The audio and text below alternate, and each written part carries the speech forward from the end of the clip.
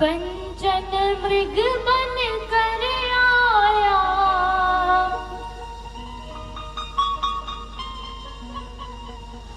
कंचन मृग बन कर आया, सिया का अपहरण कराने, माया का मारीच चला मायापति को भटकाने।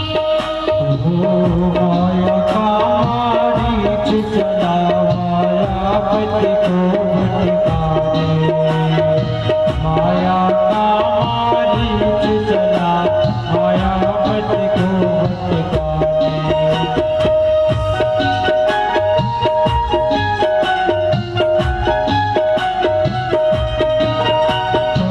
कंचन मृग बन कर आया, कंचन मृग बन कर आया, सिया का अपहरण कराने, माया का मारीच चला मायापति को भटकाने, माया का मारीच चला मायापति को भटकाने।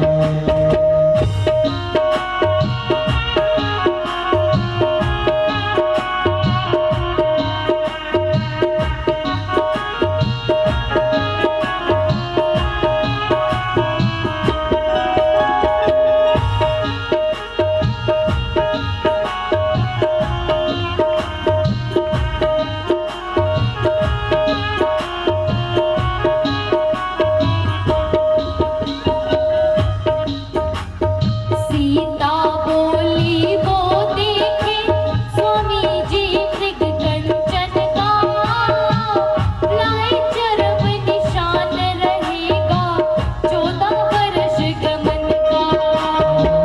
लाए चरण निशान रहेगा 14 वर्ष गमन का। सिया माया की माया का मृग, सिया माया की माया का मृग, सिया माया की माया का मृग, लगे राम मुस्काने, माया का मारीच चला मायापति को भटकाने। माया का मारीच चला मायापति को भटकाने। कंचन मृग बन कर आया,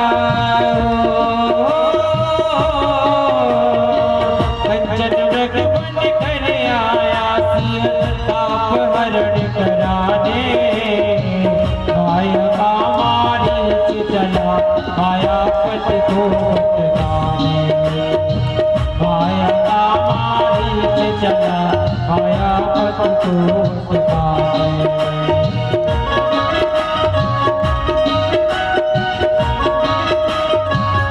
भाव से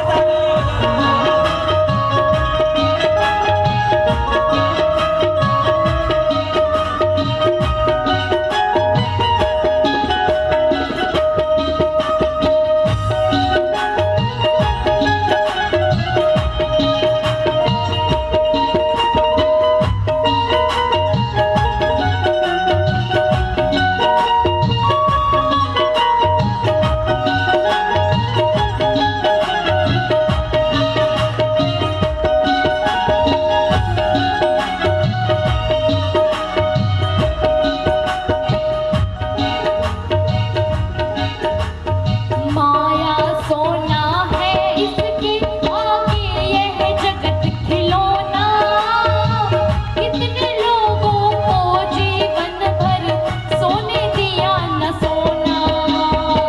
कितने लोगों को जीवन में सोने दिया न सोना, कितने लोगों को जीवन में सोने दिया न सोना।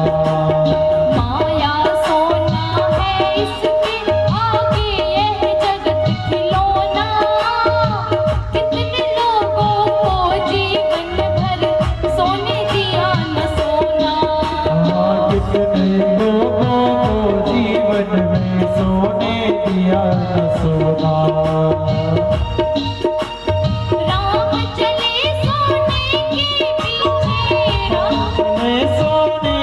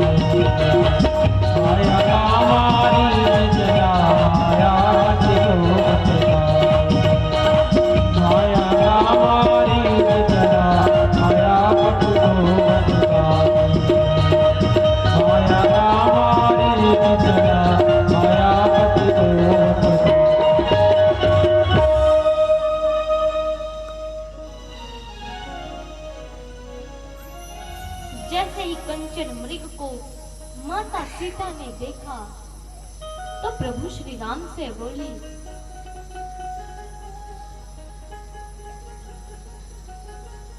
कि भगवान आप इसे लेकर आइए, मैं इसके मृग छाल से आपका आसन बनाऊंगी।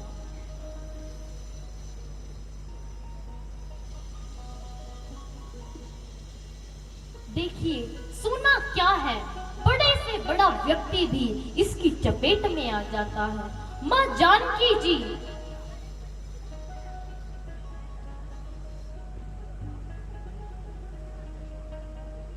वो भी भगवान से कह रही है कि आप इसे लेकर आइए।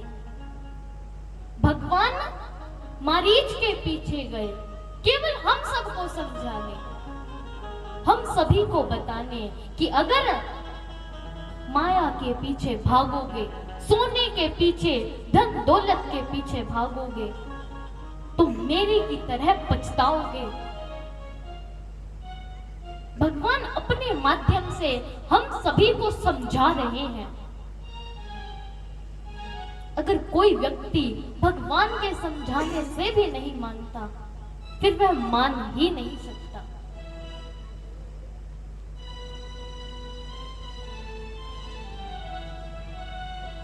भगवान मारीच के पीछे दौड़ रहे हैं।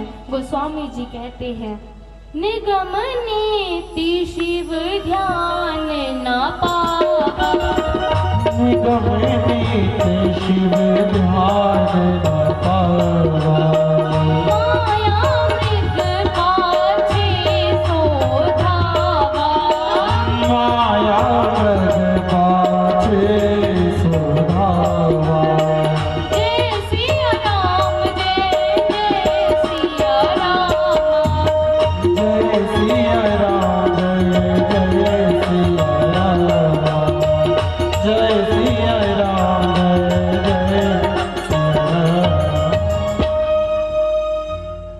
दौड़ाते दौड़ाते जब मारीच भगवान को दूर ले गया तो भगवान ने उसे बाण मार दिया। बाण लगते ही मारीच प्रभु की आवाज में पुकारने लगा कि हे लक्ष्मण, हे सीता, रक्षा करो। सीता जी ने जैसे ही इतना सुना तो लक्ष्मण जी से बोली कि जाओ अपने भाई के पास जाओ,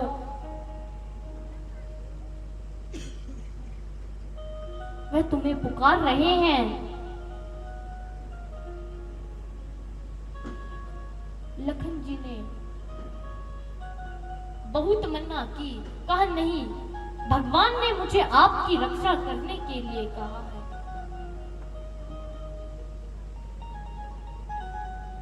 जानकी जी ने कहा, अगर तुम नहीं जाना चाहते तो ये धनुष बाण तुम मुझे दे दो।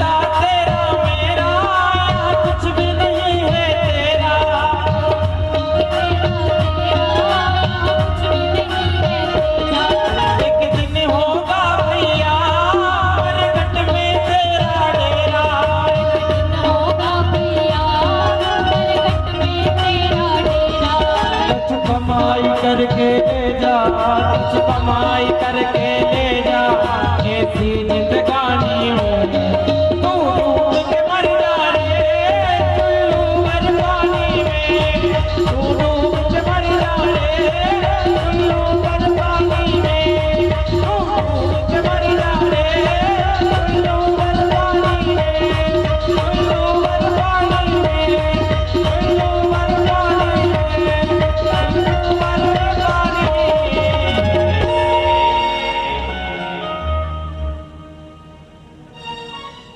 लखन जी प्रभु के पास जाते हैं और इधर रावण साधु का वेश बनाकर कुटिया में आता है, भिक्षा की मांग करता है। जानकी जी अंदर से कंदमूल फल लेकर आती है।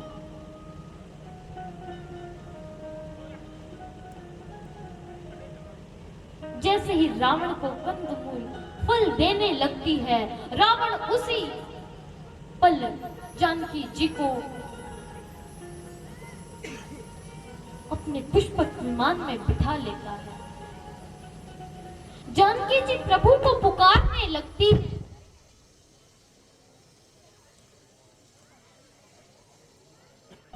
बोलिए सियावर रामचंद्र भगवान की।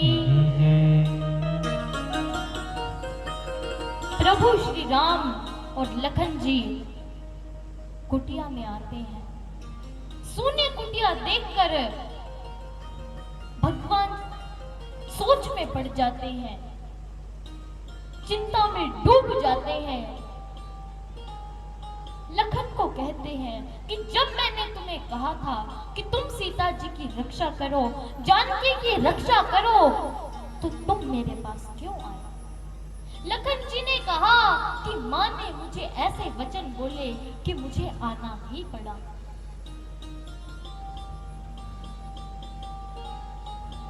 प्रभु श्री राम और लखन जी मां जानकी को ढूंढने लगते हैं।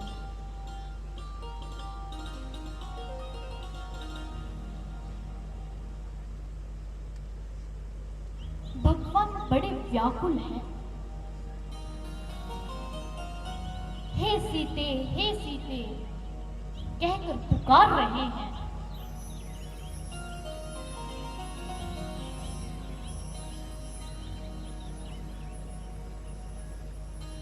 तभी भगवान को गिद्धराज दिखाई देता है। गिद्धराज से भगवान चाचा जी का नाता मानते हैं, क्योंकि ये दशरथ जी के मित्र हैं।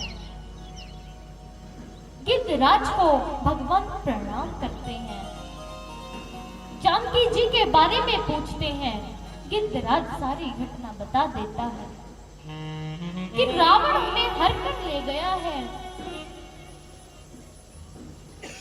मैंने अनेक प्रकार से बचाने की कोशिश की, लेकिन रावण ने मेरे दोनों पंख काट दिए।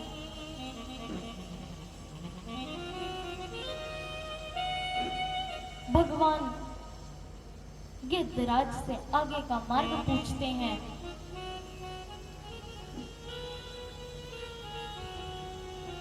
और गिद्धराज का अंतिम संस्कार करते हैं। भगवान पंचवटी में आते हैं। पंचवटी को श्राप से मुक्त करते हैं। शबरी जी के दर्शन के लिए यहाँ पर आते हैं। शबरी जी प्रतिदिन बुहारी लगाती थी, संतों की सेवा करती थी। इनका यह नियम था। संत बड़े आश्चर्यचकित थे कि यह सेवा कौन कर रहा है।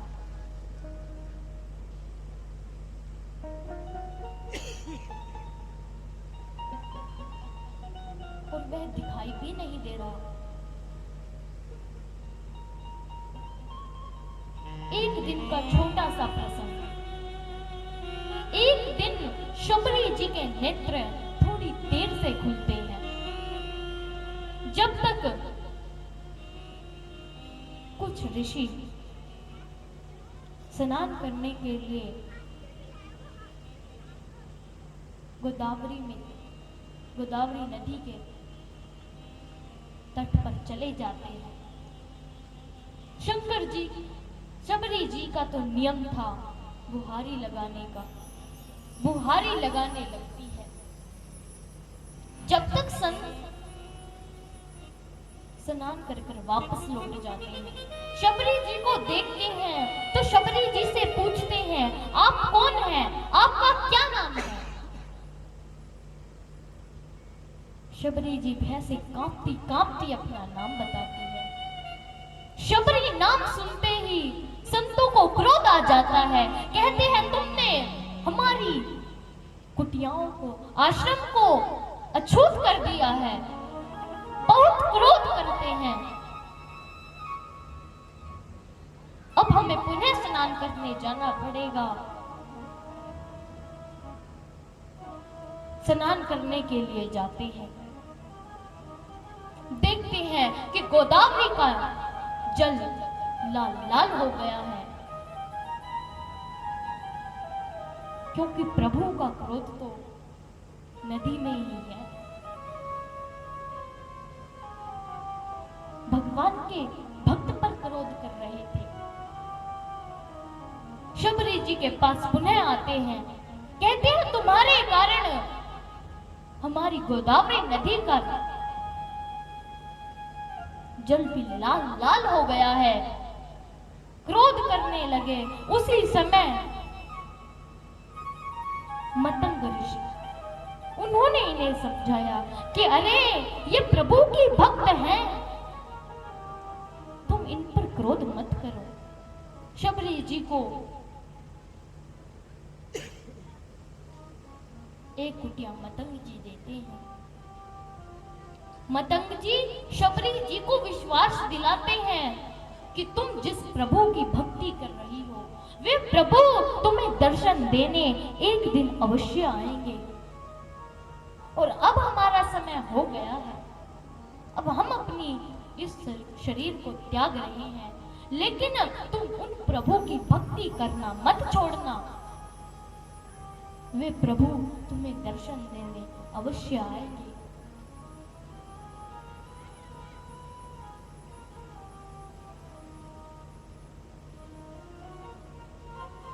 शबरी जी को गुरुदेव जी के वचनों पर कितना अटूट विश्वास है।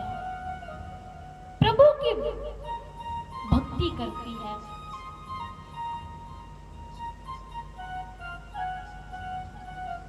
भक्ति कर रही है, प्रभु से निवेदन कर रही है, भगवान अब मैं बूढ़ी हो रही हूँ, मेरे नेत्रों से दिखाई देना कम हो गया है, आप मुझे अपने दर्शन कब देंगे? शबरी जी क्या निवेदन कर रही है? हाथ जोड़कर प्रभु से एक ही निवेदन कर रही है।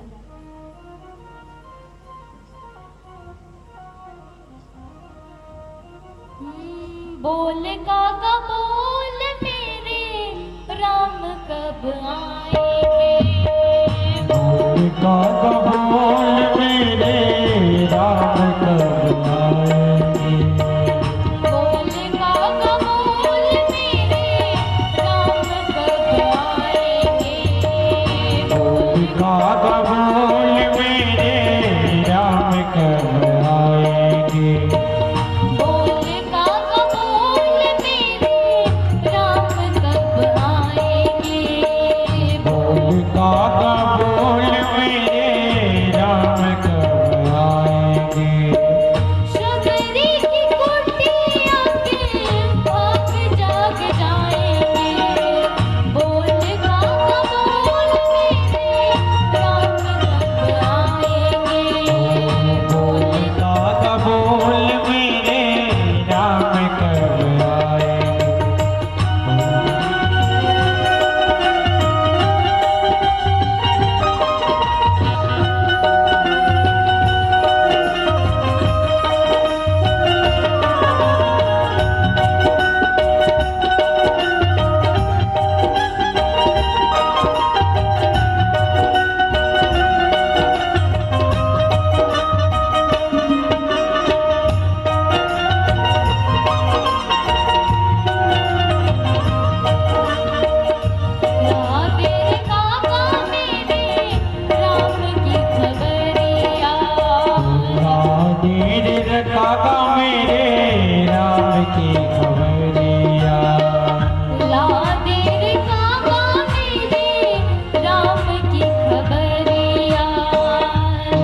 खातिर काका मेरे राम की कुंवरिया। आएंगे धनुषधारी कौन सी डगरिया। आएंगे धनुषधारी कौन सी डगरिया। अखियाँ बिछा दूंगी जब राम मेरे आएंगे। बोल काका बोल मेरे राम कब आएंगे। बोल काका बोल मेरे राम कब काका रे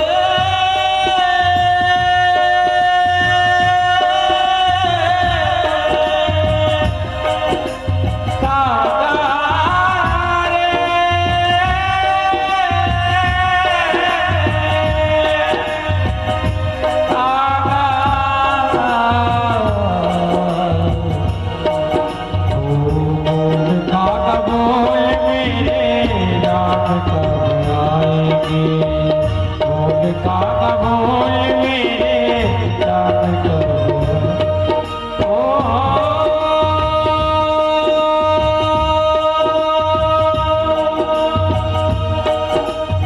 रस्ते भरे हंस हंस के पूछा ओ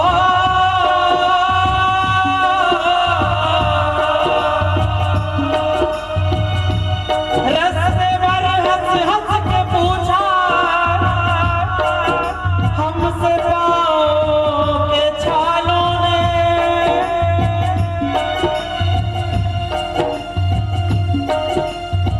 दुनिया कितनी दूर बसाली इस दिल में रहने वालों ने।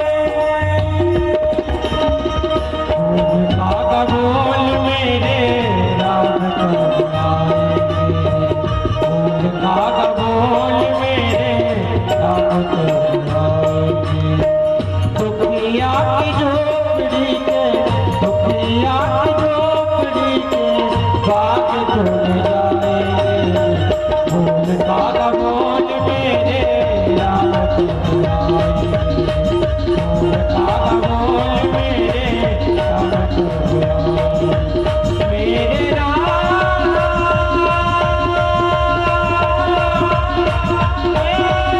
मेरे राम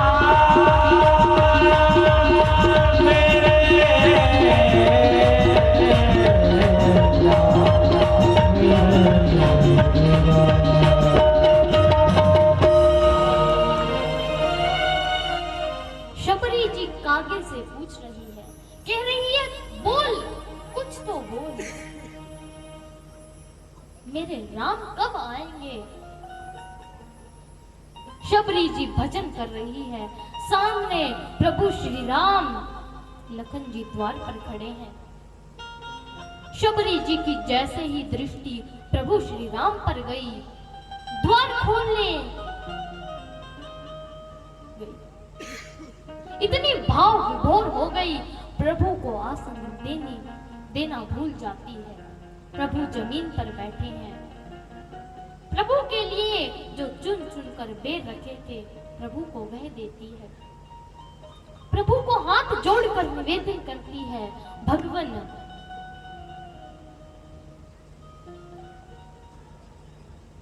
मैं आपकी कैसे सेवा कर सकती हूँ। मैं तो छोटी जाति हूँ।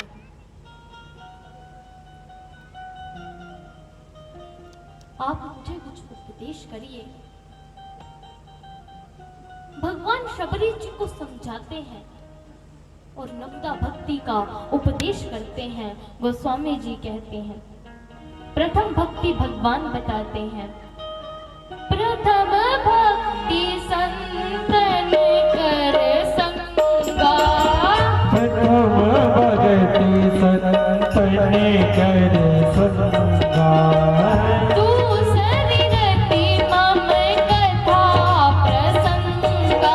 दूसरी रति मम कथा प्रसंगा। भगवान बताते हैं, मेरी प्रथम भक्ति संतों का संग करो, यह मेरी प्रथम भक्ति है। दूसरी भक्ति भक्ति मेरी कथाओं में रति होनी चाहिए। हम सब में रति है, लेकिन मेरी कथाओं में थोड़ी कम है। तीसरी भक्ति भगवान बताते हैं कि गुरुदेव के पावन चरणों पर विश्वास होना, यह मेरी तीसरी भक्ति है। चौथी भक्ति, सब प्रकार से छल कपट छोड़कर मेरी भक्ति करो, मेरा गुणगान करो, यह मेरी चौथी भक्ति है। पांचवी भक्ति बताते हैं, मंत्र जाप मम दृढ़ विश्वासा, मंत्र जाप मम दृढ़ विश्वासा, पंचम भजन सो वेद प्रकाशा, पंचम भगति सुवेद प्रकाशा। भगवान कहते हैं ये मेरी पांचवी भक्ति है। मेरे मंत्रों का जाप करो दृढ़ता पूर्वक, ये मेरी पांचवी भक्ति है। छठी भक्ति बताते हैं, छठ दमशील विरति बहु कर्मा, छठ दमशील विरति बहु कर्मा, निरत निरंतर सज्जन धर्मा, निरत निरंतर सज्जन धर्मा। भगवान छठी भक्ति बताते हैं, अवस्था बढ़ने के साथ साथ इंद्रियों का संयम करना, यह मेरी छठी भक्ति है। सातवीं भक्ति बताते हैं, सातव सम मोहि मैं जग देखा, सातव मोहि मैं जग देखा, मोते अधिक संतन कग लेखा, मोते अधिक संत कर देखा। सातवीं भक्ति बताते हैं कि सारे जगत को मेरे रूप में देखो, मुझसे अधिक मेरे संतों को सुख दो, यह मेरी सातवीं भक्ति है। आठवीं भक्ति बताते हैं, आठव जना नाम संतोषा, आठव यथाया में संतोषा, सपने हो नहीं देखहि पर दोषा, सपने ही नहीं देखहि पर दोषा। आठवीं भक्ति बताते हैं कि प्रभु ने जो भी धन धान्य, जो भी धन दौलत दी है, उसमें ही पूर्व संतोष होना, यह मेरी आठवीं भक्ति है। नौवीं भक्ति बताते हैं, नवम सरल सब छलहित जीवन, नवम सरल सब छलहित जीवन, मम भरोसे हर्ष न दीना, मम भरोष हर्ष दीना। नौवीं भक्ति बताते हैं कि भगवत भरोसे का जीवन, यह मेरी नौवीं भक्ति है। भगवान शबरी जी को नवदा भक्ति का उपदेश कराते हैं। भगवान कहते हैं यही मेरी नवदा भक्ति है। वैसे तुम तो इस नवदा भक्ति की मूर्ति मंत्र प्रतीक हो, लेकिन मैं तुम्हारे माध्यम से इस जगत को यह बताना चाहता हूँ, अगर इन नवदा भक्ति में से, इन 9 भक्ति में से कोई एक भक्ति भी आपके जीवन में है, तो आप प्रभु के प्रियतम हैं, आप प्रभु के भक्त हैं। भगवान ये कहते हैं,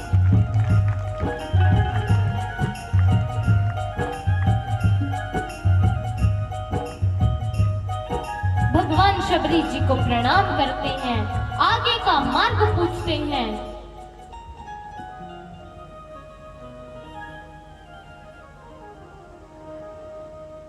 शबरी जी ने प्रभु के चरणों में प्राण त्यागा और यहाँ से भगवान ऋषिमुख पर्वत पर जाते हैं।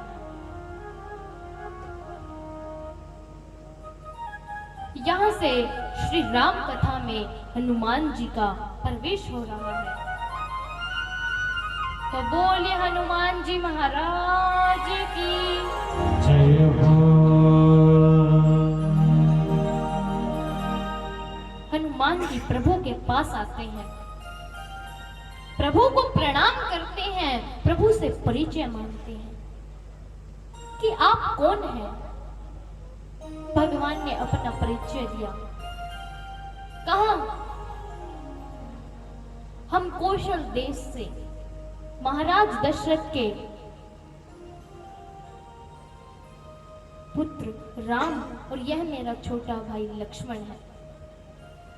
वैसे तो मेरी धर्म पत्नी भी मेरे साथ आई थी, क्योंकि हमें 14 वर्ष का वनवास मिला था, लेकिन कोई राक्षस धोखे से उनका अपहरण करके ले गया।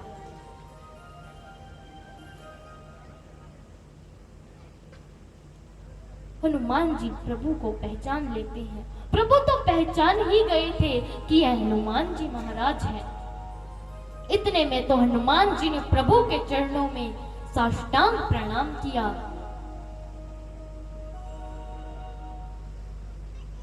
हनुमान जी से प्रभु बोले कि आप अपनी कथा सुनाइए। हनुमान जी ने व्यथा सुनानी प्रारंभ कर दी। भगवान बोले हमने तुम्हें कहा तुम अपनी कथा सुनाओ, लेकिन तुम तो अपनी व्यथा सुनाने लगे। हनुमान जी बोले कि भगवान जीव की तो व्यथा ही होती है, कथा तो प्रभु की होती है। हनुमान जी लक्ष्मण जी को लेकर, प्रभु श्री राम को लेकर सुग्रीव के पास जाते हैं। सुग्रीव के पास जाकर भगवान से सुग्रीव ने सारी बात बताई। भगवान ने सुग्रीव के साथ मित्रता की। सुग्रीव ने बताया कि बाली ने मुझे इस प्रकार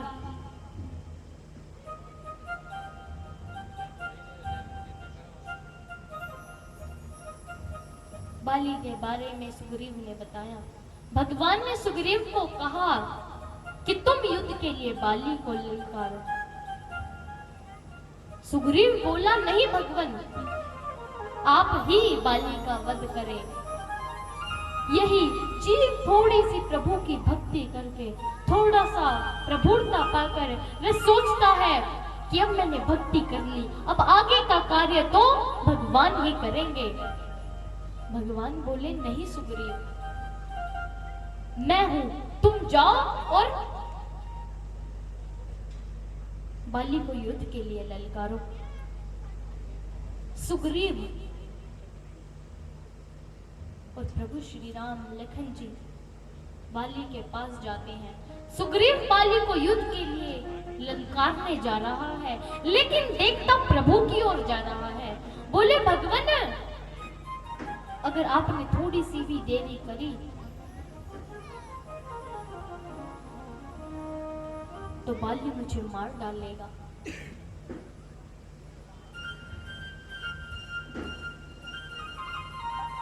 भगवान को बताता जा रहा है। भगवान सुग्रीव और लखन जी बाली के पास पहुंचते हैं। भगवान पेड़ की ऊंट में बैठ जाते हैं।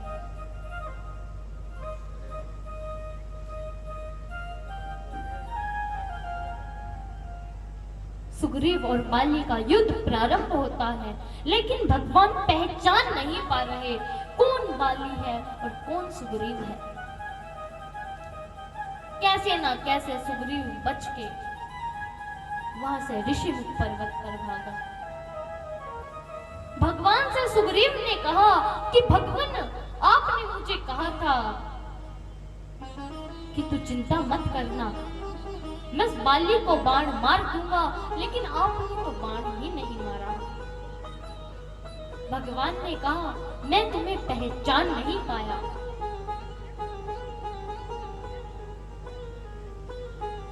अगले दिन सुग्रीव को भगवान माला पहना देते हैं। सुग्रीव युद्ध के लिए आता है, बाली को पुनः ललकारता है, बाली आता है, दोनों में युद्ध प्रारंभ हुआ। भगवान ने बाली को बाण मारा, बाण लगते ही बाली मूर्छित होकर नीचे गिर गया।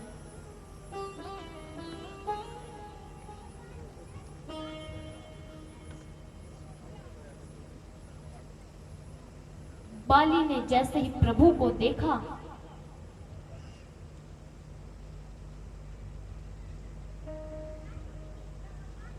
तो प्रभु से बोले कि आपने ये अपराध किया है। युद्ध तो मेरे और सुग्रीव के बीच था, लेकिन आपने मुझे बाण मारा। भगवान ने बाली को समझाया, कहा मैंने तुम्हें बाण इसलिए मारा कि देखो तुमने अपने भाई की पत्नी को छीन लिया, जो बेटी के समान होती है।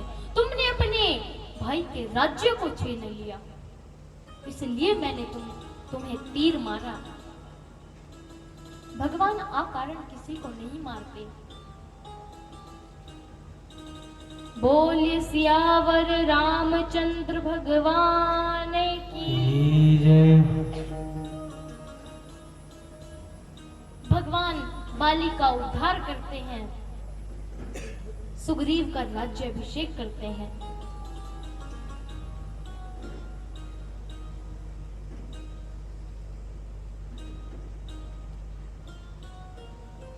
यहां से गोस्वामी जी मानस के पंचम सोपान भक्ति की सौगंध से भरा हुआ कांड सुंदर कांड में प्रवेश करते हैं। भक्ति की सुगंध से भरा हुआ कांड, खिलता हुआ कांड यानी सुंदर कांड।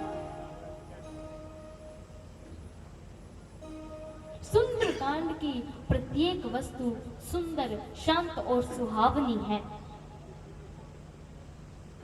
किसी को भी प्रभु के दर्शन हुए तो हनुमान जी की कृपा से हुए, विभीषण को हुए तो प्रभु की कृपा से। गोस्वामी जी कहते हैं, तुमरो मंत्र विभीषण माना, तुम्हारो मंत्र विभीषण माना, लंकेश्वर भय सब जग जाना, लंकेश्वर भय सब जग जाना,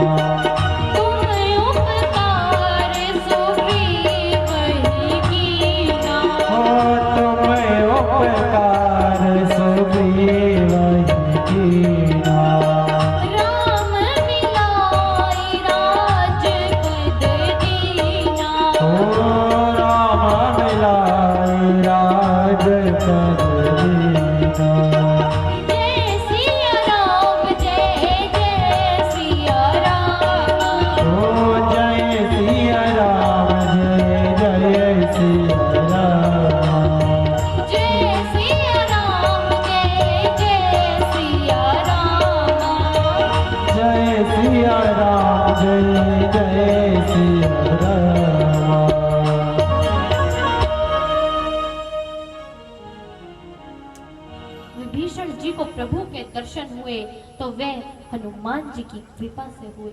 हनुमान जी तो प्रभु श्री राम के भवन के मुख्य द्वारपाल हैं। किसी को भी दर्शन मिलेंगे तो वे हनुमान जी की कृपा से ही मिलेंगे।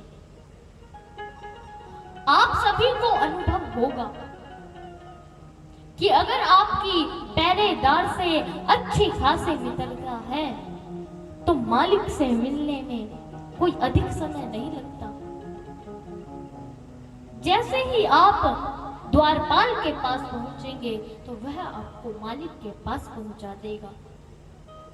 तो इसलिए अगर किसी को भी प्रभु के दर्शन चाहिए तो वह हनुमान जी की कृपा से ही मिलेंगे।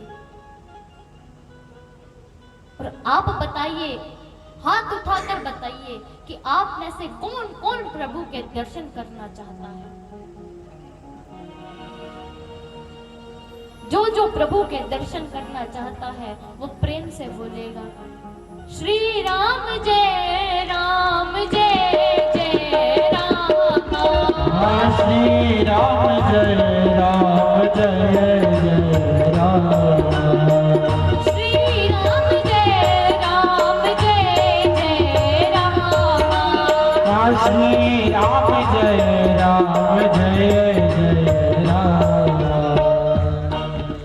क्या बोलोगे? बोलकर बताना है, श्री राम जय राम।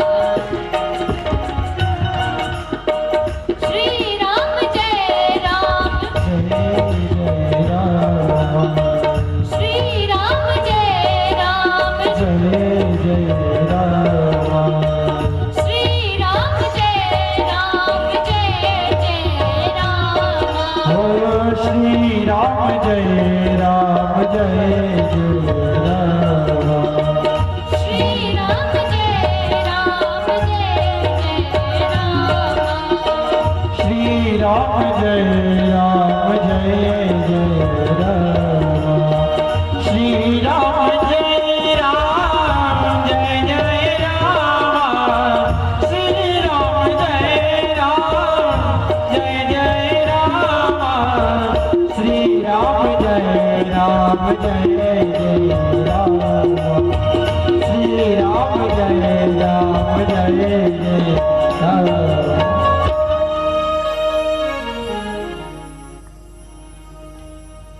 जिसे भी प्रभु के दर्शन चाहिए वो आज से ही श्री हनुमान जी की भक्ति करना प्रारंभ कर दे।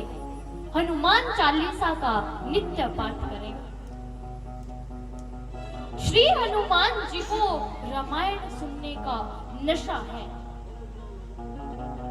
एक प्रकार की आदत है, और आप सभी को तो यह अनुभव होगा ही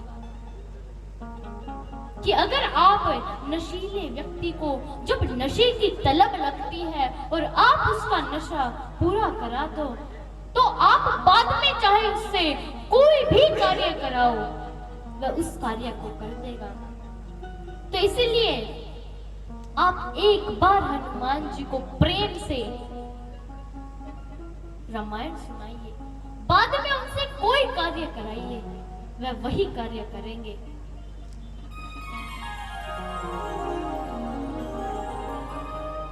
कलयुग के पाखंड में यह बोलबाला रहता है। कई माताओं बहनों को यह संशय रहता है कि श्री हनुमान चालीसा का महिलाओं को पाठ नहीं करना चाहिए।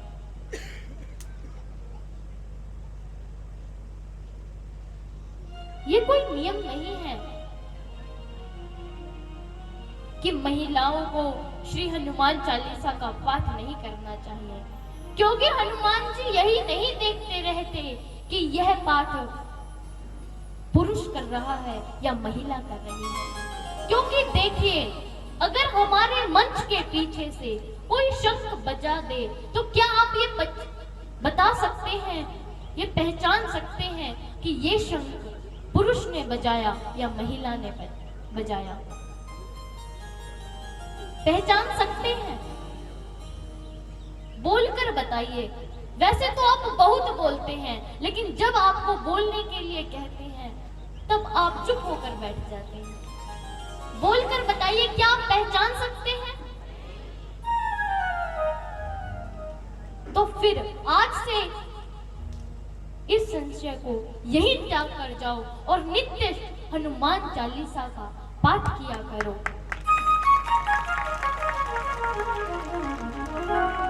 और कई सज्जन तो यह भी शंका करते हैं कि सुंदरकांड का पाठ या श्री हनुमान चालीसा का पाठ हमें प्रातः नहीं करना चाहिए। क्यों नहीं करना चाहिए? उन्होंने कहा कि क्योंकि सुबह प्रातः काल हनुमान जी प्रभु के कार्यों में व्यस्त रहते हैं। छोटा सा प्रसंग कि जब सब लीला पूर्ण करके भगवान अवध में गए तो हनुमान जी उनकी सेवाएं करते थे, सेवा करते थे। तो अवध वासियों को हनुमान जी से जलन होने लगी। एक दिन सभी ने मिलकर ये तय किया कि प्रभु के जितने भी कार्य हैं हम उन्हें आपस में बांट लेंगे, तब कोई कार्य बचेगा ही नहीं, तब हनुमान जी कार्य करेंगे ही नहीं और फिर वे यहाँ से चले जाएंगे। सभी ने प्रभु के कार्यों को बांट लिया। शत्रुघ्न जी को द्वार पर खड़े होने का कार्य मिला कि किसी को भी प्रवेश मिलेगा तो वह शत्रुघ्न जी के आज्ञा से मिलेगा। तो हनुमान जी प्रातः काल आए, शत्रुघ्न जी ने रोक दिए, बोले अब आपका इस अवध में कोई कार्य नहीं है, आप जाइए, हम सभी ने प्रभु के कार्य बांट लिए हैं, अब आप जाइए। हनुमान जी बोले अरे कोई बात नहीं, एक बार तुम मुझे सूची दिखाओ, अगर कोई मेरे योग्य काम बच गया हो मैं ये देख लूं। हनुमान जी ने ऊपर से लेके नीचे तक पूरी सूची पढ़ी।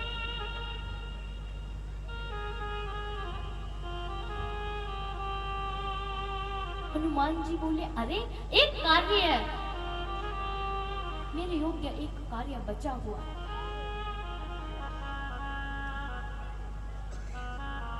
कौन सा कार्य?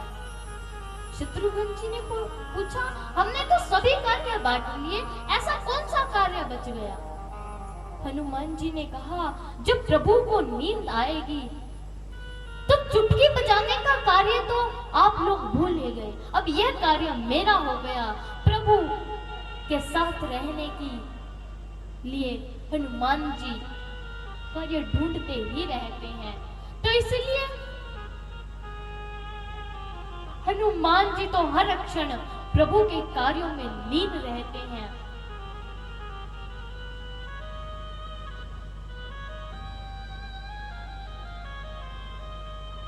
तो इसमें कोई शंका नहीं है कि प्रभु हनुमान जी के सुंदरकांड का पाठ, हनुमान चालीसा का पाठ प्रातः करना चाहिए या दोपहर में करना चाहिए या शाम को करना चाहिए।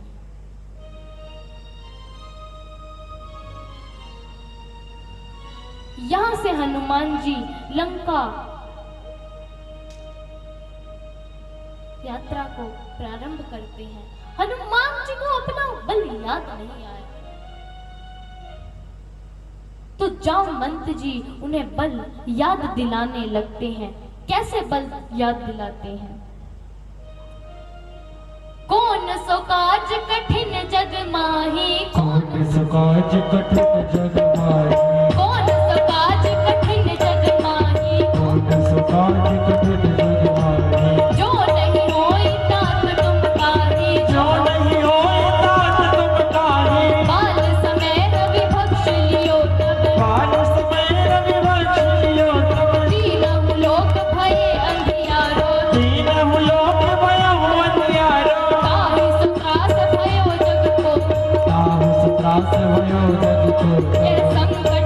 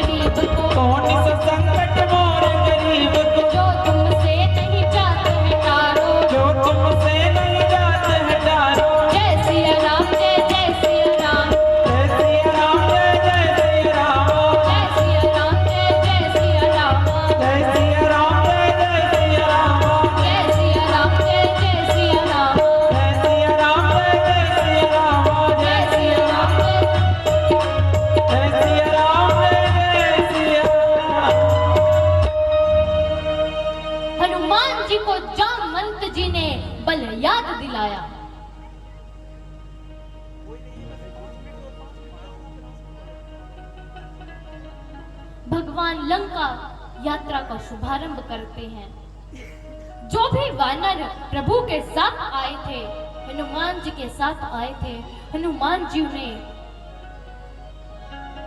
कहते हैं कि तुम समुद्र के यही रुको, क्योंकि हनुमान जी सोचते हैं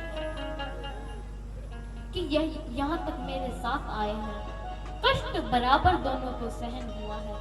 अगर ये यहाँ से ही वापस चले गए और मैं ही लंका यात्रा पर गया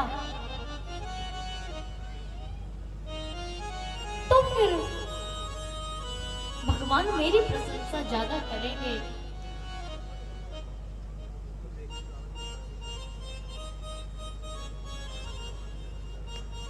तो अगर मेरी प्रशंसा ज्यादा करी और इनकी नहीं की तो जो फिर प्रभु कार्य करने के लिए उत्साह इनके अंदर है वो कम हो जाएगा। उन्हें कहते हैं कि जब तक मैं लंका से वापस लौट कर ना आऊं तब तक तुम यही रहना। भगवान उन्हें वहीं छोड़कर लंका यात्रा का शुभारंभ करते हैं। बोलिए हनुमान जी महाराज की।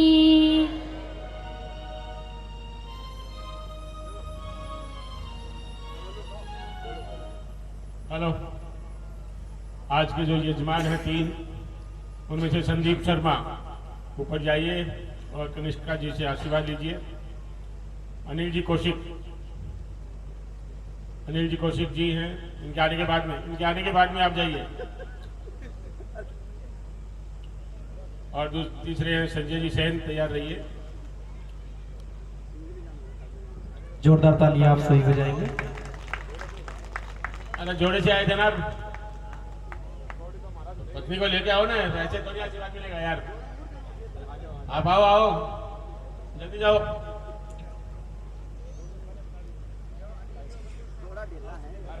जोड़े से आए वो जोड़े से ही जाओ।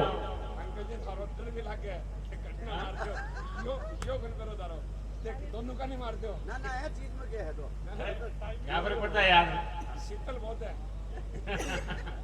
आवाज ही मेरी ऐसी, तो क्या करूं मैं। अनिल जी कौशिक आ गए ना, आपकी पत्नी आ गई? हाँ ठीक है, आपकी है ना पत्नी?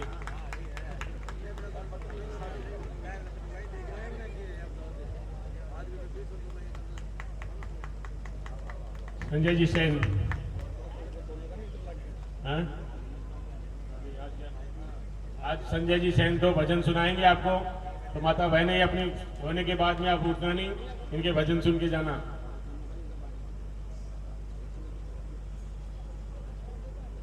कोई आदमी